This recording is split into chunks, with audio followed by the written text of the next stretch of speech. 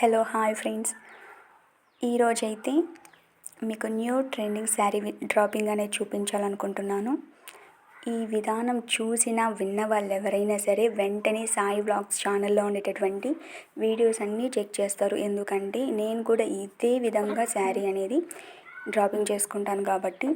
So ముందుగా late చేయకుండా శారీ తీసేసుకొని ముందుగా బయట చెరుకు కావాల్సినటువంటి ఫిల్స్ అన్నీ కూడా పెట్టేసుకుందాం. సో నెక్స్ట్ ఫాల్ ఉండే సైడ్ కట్టు చెరుకుకు గుర్తిస్తాం.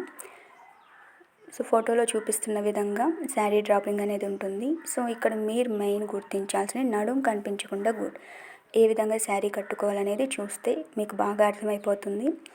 సో నేను అక్కడ మీకు పిన్ పెట్టాను కదండి, కట్టు చెరుకు దగ్గర నుంచి అలాగే పాయింట్ చెరుకు దగ్గర నుంచి ఫిల్స్ తీసుకొని శారీ విధానం మీకు చూడగానే అర్థమైపోతుంది.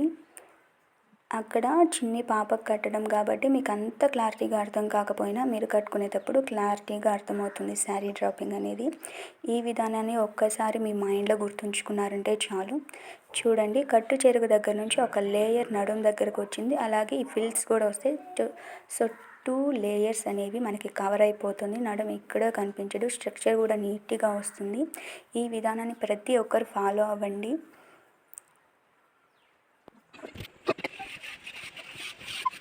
ఆ శారీ నేను కట్టుకునే శారీని బ్లౌజ్ కొంచెం టైట్ చేసి ఆ పాపకి సెట్ చేశాను.